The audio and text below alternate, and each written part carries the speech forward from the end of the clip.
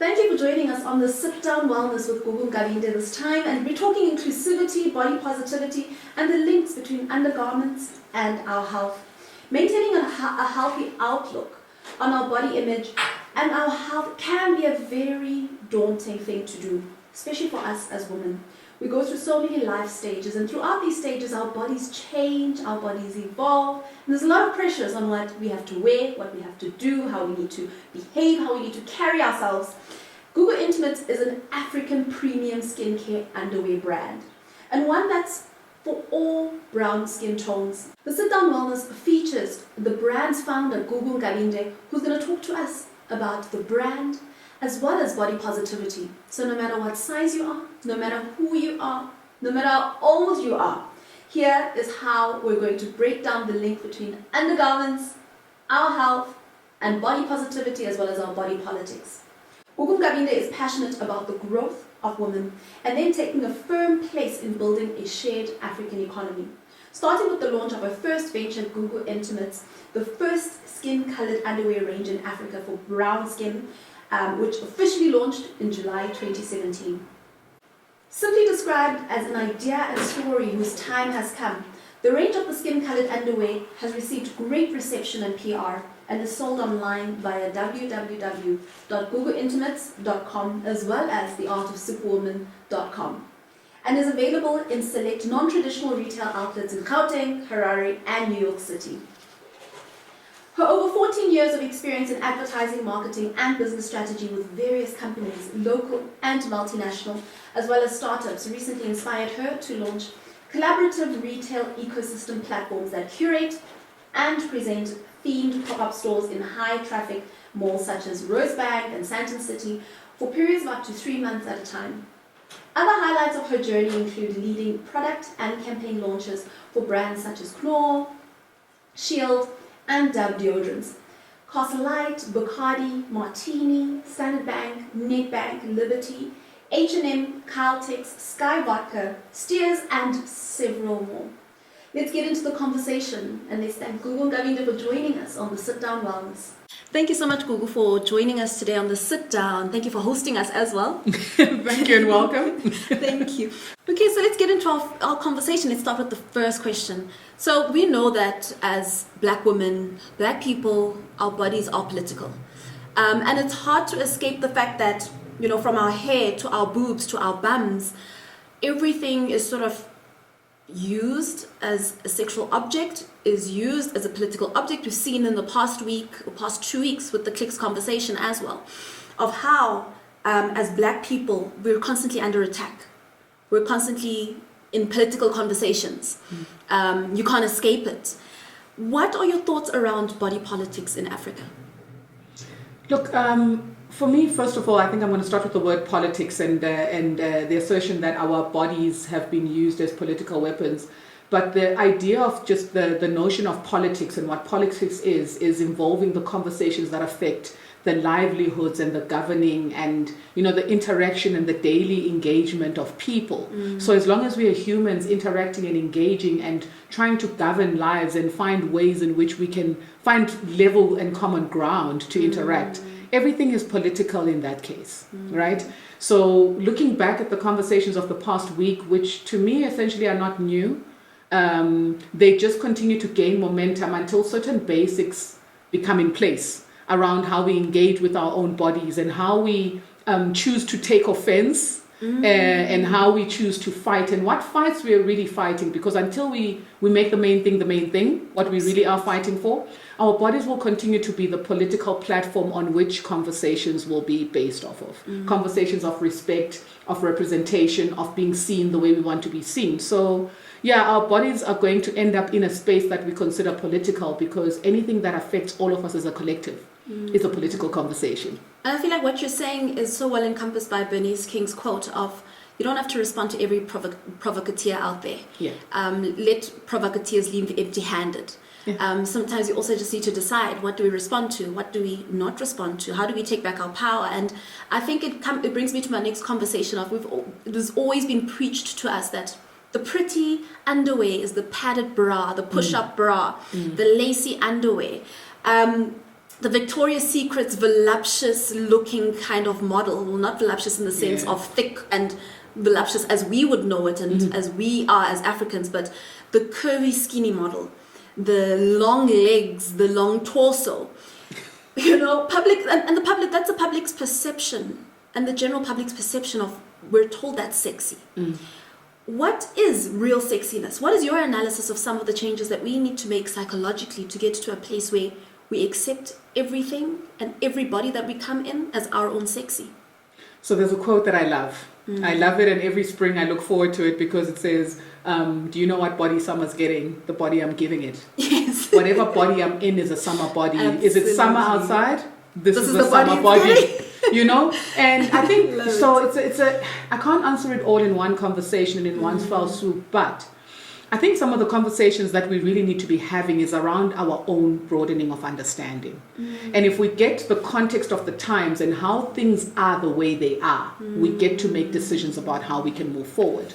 My brand, for example, was a result of a conversation with myself about how things got to the way they were and why I couldn't be okay with that being the future conversation. So, and I mean that by, if I walk into store and I say I needed a nude bra in 2016, Sure. I was given something that was about 3 or 4 shades lighter than even you. Okay? And that was considered nude. So nude became an actual color palette, as opposed to close to your skin tone. Which defied the actual definition of what nude is. Yes, which defied the definition of what nude is. It is what we choose to accept and allow and accept as fact that we then start to define as the politics of our identity. But we abscond power in that sense. Yeah. We give that power away. Why don't you see me? See me. This is me. But we take back that power by just being deliberate about our own representation and in what we choose to put our energy behind. So about you summer changed the bodies, things that you could not accept. I changed the things that I could not accept. That is not nude, and in no world is that nude. Not in mine. In a continent with so many people of varying skin tones, can they be one nude? I haven't begun to scratch the surface of nude shades that I can cover in my underwear range, and that's really the growth pattern for me. But we need to decide on the things that we choose to accept. Absolutely. And then about the whole idea of what was considered sexy, I just have one thing to say about that. And we continue to allow it when we continue to agree and we re-endorse it. So Victoria's Secret right now is going through the biggest shake-up it's ever been through because women, because of the availability of options now. Absolutely. You've got Riri, Fenty Beauty, you've got Gugu Gugu Intimates, Kim Kardashian's made a scratch in it, and all of those are meeting different need states. So we now can look and question because we have options. Absolutely. Our real power lies in us giving ourselves options. The more we feel tied to the summer body, the way Victoria's Secret keeps giving it to us, we will keep having to conform to it. Absolutely. We chose the brands that conform to how we are. The summer body. And I'm so we're excited giving to it. see how everybody's summer bodies are going to be showing up this year. After this lockdown, we're going to be giving summer the body that is this. That exists, yeah. And I mean, over the years, there's also been a shift to how we've seen body activism and campaigns, image campaigns globally. You've been part of big campaigns that have also shown us that it's a mindset shift. Yeah. For example, women with bigger breasts size, they also tend to find it difficult to find sexy options, sexy underwear. They tend to be left aside. There was also a big conversation, and Thick Leonce, also being dragged on Twitter just recently, about body positivity. Who should body positivity speak to? How should body positivity impact the bigger sized woman community versus the majority of people? What is your take on inclusivity in that space? More so in the underwear space of the sizes of women and the accommodating of those women in the various sizes that we have. I think when we had the conversation before we had the network issues, it was the conversation of the 32F woman. Yeah. How do we include women such as that, who are majority black women in most cases, in this conversation too? You're skinny, but you've got big boobs. You're not exactly thick or fat, but you've got big boobs. Well, so for me, that's the continuous challenge when I say I've only just begun to scratch the surface with Gugu Intimates. So I'm going to start with just the factual, scientific part of it, and then the other bits, which is my beliefs and my opinion and just my perspective of the world. So firstly, one of the bigger conversations I continuously have to answer to is the Gugu Intimates size chart. So being a black woman who was a privately owned underwear brand that is starting up from small scale, and the real business of underwear is in scale, is in the more you make, you can only start to become profitable. So I understood that I also had to try and make sure that I don't come into the market and go with what is already in there because it wasn't meeting the entire market's needs.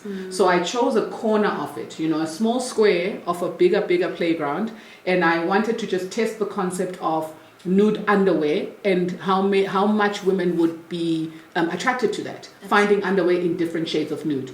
And before I could explode it into it being available in any size and type of undergarment you can think of, which is the next step. Yes. So the reasons for that were we tend to have a passion for this project that is women who require different sizes of garments, who require different types, because God didn't make one body as a one size fits all. There is no standard cut and size of woman, a standard size breast. What is there is no right or wrong size. So we can't even say that I have the normal size chart. No, I chose a specific segment of the market where I knew that the cut and make would definitely meet the needs of those women, so I can gather data around the other women whose needs were not met, and that's where we're going to grow into. So when we talk about the likes of brands that don't get to understand that, first of all, you cannot define a woman into a specific shape and size. Absolutely. We need to understand the need states in terms of functionality of the underwear, and then provide the make and the fit to come in and fit to that woman. For example, like you mentioned, Africa is a unique space where our bodies are curved and have, petite spaces and thicker spaces that we need to be able to have underwear that's adaptable, that won't leave gaps around our waistlines or leave bridges around our, just the center of your breast. So understanding that a woman can have a tiny frame and carry heavy and be a 32F is something that you need to be able to get like a small dipstick of women to understand what informs that and how big that is as an occurrence within women, and making sure that the bra that you then provide gives that support that's required. She needs a different support to a 38A woman. In your mind, you're just thinking big size. Yeah. But no, that's actually a woman who's got a broader frame. I think and we're a thinking small cup big, breast. we're thinking small. We're forgetting that there's small frame, but bust. big glands. Yes, but big glands. And that breasts are mammal tissue. It's a gland that just happens to grow in a body. So all of this is just us also as women starting to speak up a bit more about what's comfortable and what's not comfortable. The fact that we've got memes on end of women looking forward to getting home and snapping off their bra. It's a real thing. I live in my bra. I sleep in Gugu Intimates, and that's actually what I intended. I don't want the bra icon. Right now. I It might even be slipping. And you let it slip but because also because you can't see it. You can't really see it. It's not going to protrude. Yes. I wanted a bra that's comfortable enough that if I forget, and I forget deliberately all the time, I sleep in the bra and it doesn't. I don't wake up with scuffs. I have not had scuffs and marks on my sides and on since I started wearing a bra that I deliberately created to solve for that problem. So as we start to solve for specific problems within the underwear space and understand women. And work back to those needs, we'll keep having those issues of just a one size fits all. You've decided on something is cool and you just made it in every single possible size, and nobody cares whether it's comfortable. Absolutely. And what is the psychology behind nude underwear for women particularly? I know for me it's like spending hours on end in front of the mirror and just admiring myself. Like I'm not seeing myself with red underwear on, but I'm seeing myself with my own tone on, and I'm just like, I actually love the little tummy that I have. That is because I carry through humans. Yeah. I actually love this little bit of meat that I have over here that is, that is there after all these years. And I'm working at it. I work out and everything, but I just admire who I am. And the nude underwear just helps me feel more inspired with what I'm seeing in the mirror. Is there a psychology behind it? Or am I just like, that's it. This is That's it. I think for me, So I grew up in a household where my mom was very big on better match your underwear. You might just get into an accident. If you faint and your bra does not match your panty and they have to undress you, Are you sure about your story? Are you sure about your story? They're going to be talking about you in the streets. So that trauma, can you imagine though, the psychological trauma? You could have just said, until this day, my panty matches my bra because of that. You could have really been on some girl, look nice, make it match. But they had to like shock us into understanding the value of matching. So But I didn't ever get into the protruding colors. I found them so, like it stands out. I want to wear a white t-shirt. I don't want the focus to be my bra. I want the focus to be my white t-shirt. So for a long time, I didn't realize how the shades and tones in my wardrobe were really governed by what underwear I was comfortable wearing. I didn't want to have too many bright colors. So I stopped wearing too much white stuff. But I loved a classical white shirt. The more I got into the corporate world, there was nothing that did. I'm here to deliver a presentation than my beige pants and a crisp white shirt. So I was in a boardroom and I realized the outline that a dark or protruding color bra was making against my bra. And I realized how if that gave me that much self-consciousness, it must give women self-consciousness around the world. Absolutely. So that was my first insight. And I asked women and I got my answers in my immediate circle affirming that. But the other thing for me was, so if you can't see my nude as nude, you don't see my canvas as a canvas, you think I'm trying to change myself. I'm saying I'm trying to adorn myself. That was my psychology starting out. I was like, I want you to make what I am more beautiful. Let that be the canvas and my clothes come and drape that canvas. Absolutely. You know? I'm just trying to put it all together. Like I'm trying to get the boobs together. I'm trying to Yeah, so I mean, there was a friend who always used to throw these 4 words around, like fit, function, fashion, and form. So it was just around the things that are important in undergarments and, for example, swimwear.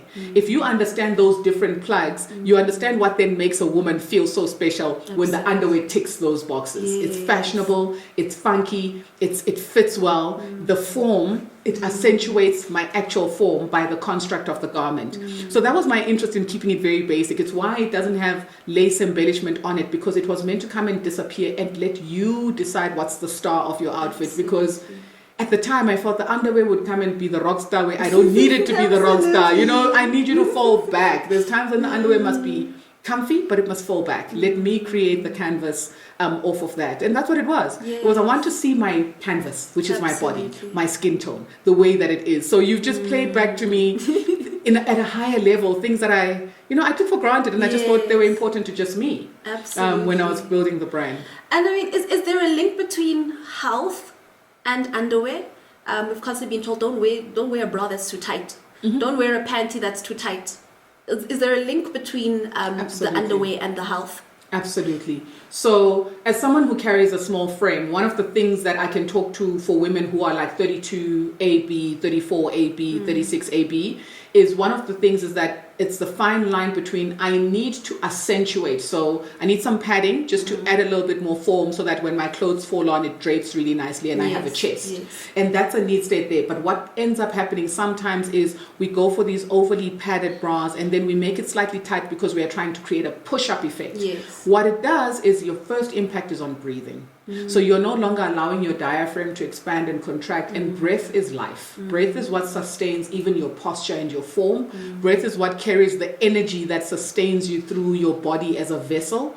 Breath is what keeps your thoughts, flowing at a constant. Breath is life. It's actually everything. So when you start to mess with that, you're messing with health at its base. You're messing with your breathing, so you're messing with your posture, you're messing with your brain activity, you're messing with the clarity of your thought, you're messing with your posture. And once you mess with your posture, you start to impact your other organs. So it's a trickle-down effect. It's not immediately, right now you wore this uncomfortable bra, next week you're going to need to get surgery. No, it's not quite as quick as that. It's a long-term thing. But it's about understanding how it's changing the structure of your being in the way you're having to carry yourself because the bra is too tight or it's not giving you enough support. So then I speak to more of a D to a G cup, where if the band is not thick enough and doesn't support enough, which is the research I've been doing. We knew all the stories, saw all the stories with our grandparents and the back issues, the neck, the sore neck, the headaches, the grinding of teeth. It's all a trickle-down effect of now you're hanging your shoulders forward because your bra is not quite lifting you up. It's not supporting you enough, and you get tired of doing it yourself. Life's happening. You're carrying the weight of the world literally on your shoulders as a woman, as a mom. Now you must also remember to carry your posture right because the bra's not doing enough of that. You get tired and you start to hunch over. You're hunching over, you're pulling the muscles here. You start pulling the muscles there, your body starts overcompensating in this area. You may end up grinding your teeth, you may end up with other different issues. So your bra carries your most delicate part of your frame. If you think about your boobs as the part that covers your heart, That's a very delicate area. So Yes. size and fit is so much more important than sexiness and fashion. That's a big point, and I think as well when we look back at the strain and the pain that my grandmother and mother were always struggling with, pushing on glands. Yes, even. here she'd say the pain is here, like lan ibra, and the underwiring and the And they blame the underwire because the size is not right. You were not fitted for it. Stores were not accommodating for our mothers and aunts and grandparents. Yes. They just bought and they went. So they bought and they went. So the underwires got in such a bad rep where either the manufacturer is just trying to sell a cheap bra, so the padding around that underwire is not sufficient. But the underwire is there to support the form. There's a rumor, there's a myth or a belief that bras were made by men. No, women actually were very instrumental in the making of a corset to support the structure and the frame. But it's when manufacturers start to try and save money and have a low-cost bra, you're not padding that underwire, so now it's stabbing me. Yes. Now I'm blaming an underwire that's there to provide a kind of a sort of support and a lift that will help me carry less with my shoulders of my boobs. You know, so the underwear gets a bad rep. Yes. I didn't get measured right. The size was wrong because it's carrying too much. It pops out and it stabs me underneath my arm. Sure. So it's all just a size of... So for me, having physical spaces when I started became so important early in the game because I realized how black women in particular didn't have the luxury of getting their measurements done as often as they should. I got my measurements done for the first time. I think I was 26. Imagine that. And your boobs have probably changed sizes. And I got 2 kids already. 2 kids in? And like, I mean, before I'd just kind of take a bra and kind of guess I'm a 32B and like kind of take it and it looks nice. Let me add a layer to and that. Go. So you spoke about how the media has done quite a number on us in what we think is normal size and sexy. Now, there's rap songs, there's music videos, there's social media, there's Victoria's Secret, there's all kinds of things going, it's a storm in a little cup. So now you're feeling self-conscious about having anything bigger than a C cup. You think you are abnormal because there's not enough representation of that. So you start to tell yourself, I'm a 34B because that's normal. So you keep going to get a 34B bra and I'm going to make it snap on and I'm going to make it fit. So do you understand the number of factors that go... The fact that it's riding up my back. Means that the fact that it's pulling on my shoulder, the fact that I'm always sore here when I take off my bra, the fact that I can't breathe out. Why do I feel like as soon as I get into the car on my way home from work, I must unsnap at the back and then drive? So when I say to you, do you understand how the media thing you spoke about? And then I learned that I'm actually not a 32B, I'm a 34B, and when I'm pregnant and when I'm breastfeeding, I'm a 34C. And how that fluctuates is normal. No wonder I couldn't breathe while pregnant. Right? Because now you're going, why are my boobs bigger? No, you are growing glands to produce milk for this human. And when they're done, it's going. That's the magic. I couldn't breathe when I was pregnant. I just thought I just needed to get like different kind of bra, not necessarily a change size of a bra. Now understand the magnificence and the marvel of a woman's body, that it can do that, expand and contract to what you need. It's why I talk about needing to get yourself measured as often as you should. If you think about it, humans by nature, male or female, winter is hibernation season, we eat differently, which is 100% normal because our health needs are different. Absolutely. We need to up our vitamin C, we need to keep warm. So if you do expand twice a year, you fluctuate between a B and a C cup, it's because you are eating differently and your body is taking in nutrients differently and the glands are being sustained differently. So every 6 months is pretty fair so that you understand where your fluctuation lies. And you understand that, oh no, I just need to hook it one off to allow me more breathing room. Just basic conversations around bras and health and why you have 3 hooks on there. Do you understand that you are allowed? You have permission Me, I've always to move I used to tell them. myself, no, it must go all the way to number 3. If it else I'm fat. I'm fat. This means I'm fat. But you sometimes need to breathe different. You need to, and your breathing expands your rib cage and your diaphragm. So understanding that is empowering in giving yourself less pressure to conform. Now you let your body be fluid and expand and contract the way that it should. Right down from breathing to it's summer. I'm eating less, I'm eating lighter, so I'm a little bit more petite. Oh yeah, that's when I'm on the last hook. Okay, great. In winter, I go to like hook number 2 or 3, but to manage my weight, that's my limit. And then that's an empowered choice. Yes. As opposed to, I mustn't. I'm not allowed to be bigger than this. We really need to take more ownership around the magic that is our bodies. Hectic. And what's the basic set of underwear that every woman should have? I mean, besides what we were told by our grandmother, my grandmother, your mom, like that. You need a matching bra and panty. What is matching is basic aesthetics, right? Yes. I mean, it's nice to have coordination, whatever that looks like to you. Sometimes I compliment. There's times I'm wearing like a Runako bra and I have a Zulu bottom on. The game is the game. Okay, charge it to the game. To me, I'm wearing nudes. I'm in the basic territory. So there's the aesthetic side of it.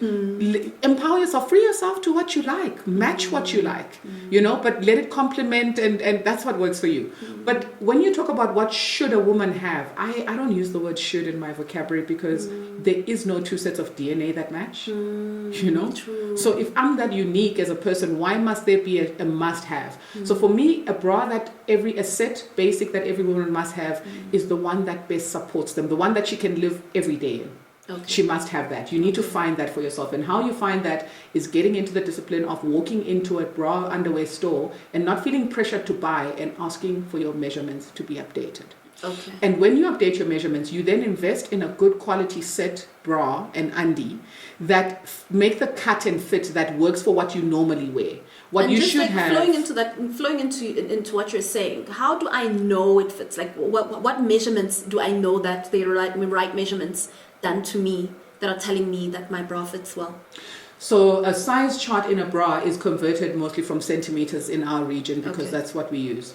So it would be your under bust. So they need to measure you under your bust. What is the circumference and the measurement of your rib cage? Yeah. Okay. And then they need to go over bust at the peakest of peaks of your twin peaks. Yes. What does that measure? That will give you your band size and your cup size. Okay. Right. And then you can also measure your under bust, which will give you just what the drop is in terms of from the peak to the drop. So that you can find then and a good underwear consultant would say to you, the way that you carry, you need more support that comes from the bottom. And I would normally then recommend something that is like a balconette, where your underwire is a complete C for you underneath your boobs, right? And because then it will give you full support. All parts of your gland will be supported. Okay. Find that cut for yourself, and that may be a balconette or what we call a strapless bra. It comes with straps. It's just that they are fastened in a particular way. And if you're looking more for like complete hold and support, where the bra must cover the full space of what you consider your breast, right? What we call a t-shirt bra. Yes. Most manufacturers would call it a t-shirt bra, is most comfortable for that. So you just need to understand what comfort and support you're looking for. So if you have a bigger bust, a t-shirt bra is a good basic to have with the sufficient straps. If, for example, you're a D cup plus, it must have a thicker strap. Okay. Find yourself a t-shirt bra, a basic t-shirt bra, soft padding for the smaller cut boobs. And for some women I find who have a D cup plus, they don't want any padding at all, especially women who are self-conscious about the peak of their boobs. Yes, they don't want anything that adds to that.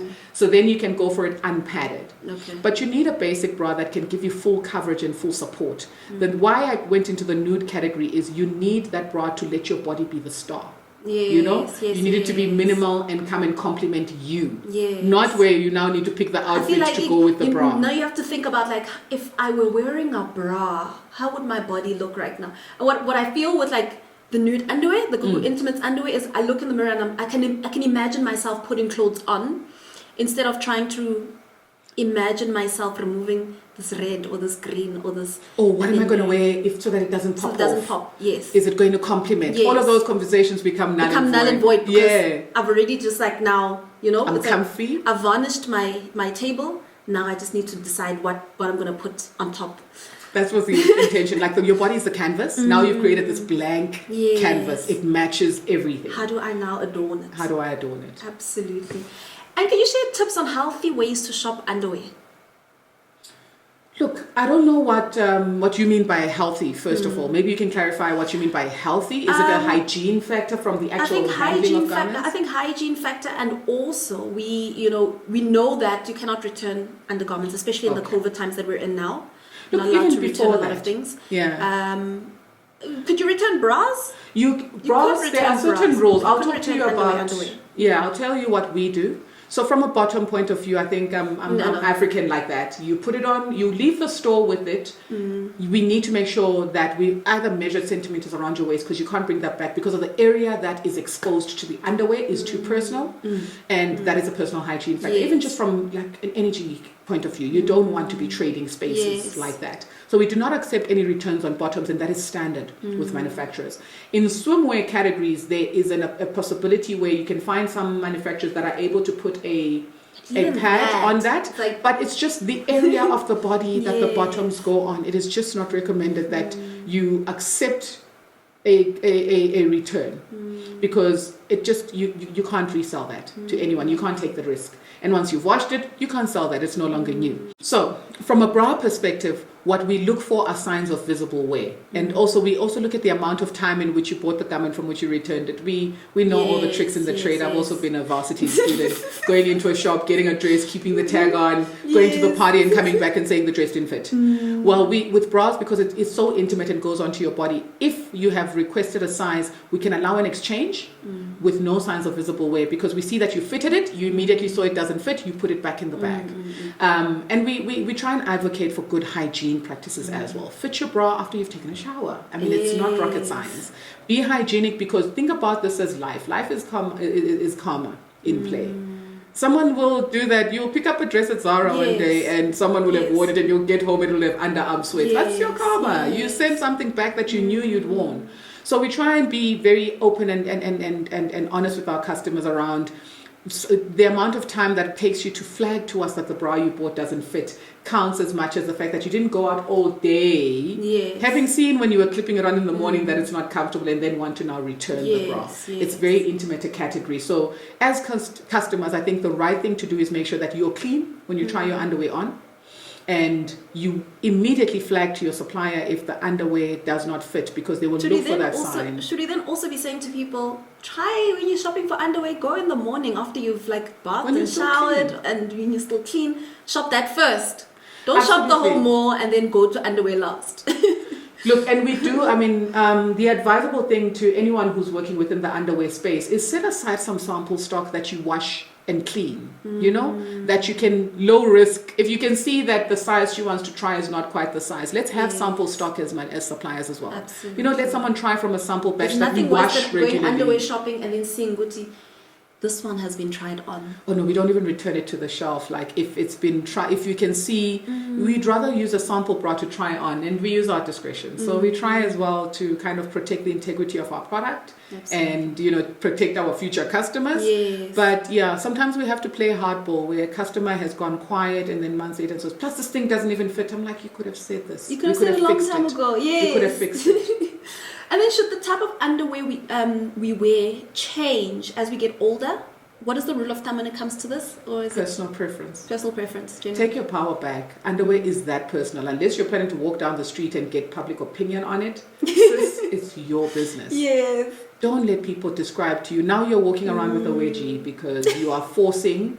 For who? Underwear is one of the spaces where I think I was addicted to thongs for a long time, but that stuff was terrible. Especially the first thongs that used to come out with the string, and it's been stitched, and then that stitching starts to come loose, and then that stitching is goodness. Guys, we went through it. I went through a thong phase, and that thing was actually so my construct of my thong. When some women call me and be like, "I didn't wear thongs, but I got your thong," and I was like, yeah, because I also had issues with thongs. And then I started to ask myself when I was making the prototype with my supplier, I was like, wait, who said that? Who said I have to stitch it? Because that's actually the part that rides up our bums. And I was like, please, can you make me just laser cut? Yours are not thongs, they're G-strings. They're not even G-strings. The cut is more like this. The G-string is the string. On the bum. Yeah. I'm talking about... That's a G-string. Yes, that's a G-string you talk about. Okay. I do a thong. So it does come and doesn't cover the full bum. So the thong is the one that kind of sits on the bum still. Yes, the butt cheeks are not covered. Yes. And it does come and just provides an inner. But it's an option of women who just prefer it. I'm going through a thong phase. Which one? Too much info, but... So the G-string is? It's just a string. It's almost like a string that's been stitched, and it's like a thin string. If you look at my finger, that's the G-string. Okay, so that's what I was addicted to. That's what you were addicted to. I could never. It's never been me. It's embarrassing to admit it now, but it was so fashionable. There are some who managed to make those comfy, but then it defeated the purpose, because if you made it comfy, it was cushioned, and therefore if I was wearing tights, I couldn't wear it with. No, you had to wear the string one, because if you wanted to wear your low cut jeans, it had to be like the string. Yeah, so you could drop. Exactly. So fit function, fashion, and form. Like, look for what works for you. That's the only underwear you must have. What works for your body. That's the underwear you must have. Yes. And I mean, what's in the pipeline for Gugu Intimates right now? Look, a lot of exciting things. I think one of the things I wanted to do was establish a brand and make sure there is a need in the marketplace for what it is that I do. But there are two conversations that I realize that I've subscribed to by virtue of going into this category. And that's the politics of identity and, you know, the fact that summer is getting whatever body you're giving it. The only underwear you're meant to have is the underwear that accentuates your body and works for you. I realize how much work I have to come and take back the space of undergarments because it's the most intimate part of clothing with ourselves before we drape anything else on. So what's in the pipeline is to start to expand within that space. Looking at some cosmetic sides of it as well, which is a bodysuit and a swimsuit. I'm playing now within the development of that space, and that's exciting. And then starting to look at how I bring supply into the country. So there's another responsibility that the business has is how do I feed manufacturing in this country that was killed many years ago? You know, we don't have quite the technology that delivers the quality and grade of underwear that our international manufacturers are able to achieve. How do I keep the customer having this good quality product but bring the supply chain into the country? Who can I partner with so that we help each other to do that? And I'm speaking to a couple of suppliers in that regard. It's exciting to see that I'm not the only person with the fire up my bum about it. And there are suppliers who are starting to help me dye locally. I'd like to manage the dyeing of the fabric locally so that I can turn around, you know, niche items and even start to go into the bridal space where I can custom dye to a bride's requirements because we've got months, right? Before a wedding. I can dye it to your shade. That's one of my biggest things. Like, it's like there's so much beautiful bridal wear and then the underwear is like... Yeah, so I'm trying to see as well how once I can bed down this phase that I'm in right now in September of the dyeing, and I can get the supplier who can dye fabric and they can do that. I can start to bring in different fabrics and go into different cuts of undergarments. Absolutely. And we can finally have the wedding dresses of our dreams. Absolutely. And exactly, where you can actually send your lace over and we can dye it to our shades. So we're now in the business of that IP of having done the work to understand the shades and tones of women. So we can sell you shades, we can sell you dyed fabric, we can look at developing a once-off kind of garment for you, even working with designers even better. So my big focus right now is getting the supplier in Cape Town and the one in Durban to a space where they can match my tones. Because once they can do that and show me they can achieve that, then the world is our oyster. We can appreciate our skin tones in any undergarment. Like, there's nothing more frustrating than I think seeing, once again, I think we've allowed ourselves as black women to allow the provocateur to get away with a lot. And I think of that poem by Ntoza Keshanyi where she says, somebody walked away with all of my stuff. And I gave it to them, all of my stuff. And I think over the years, we've allowed people to walk away with all of our stuff because we just felt like somebody owed us this. And what you've done is you've taken back that power and you've said, I'm going to take back the power on all of your behalfs, Olwethu, and all the other women, and I'm going to share some of it with you too. Thank you so much for that. Take back the agency. Your body is the one thing you own. It's your body. Thank you so much. Let's keep it beautiful. Thank you for this conversation. You.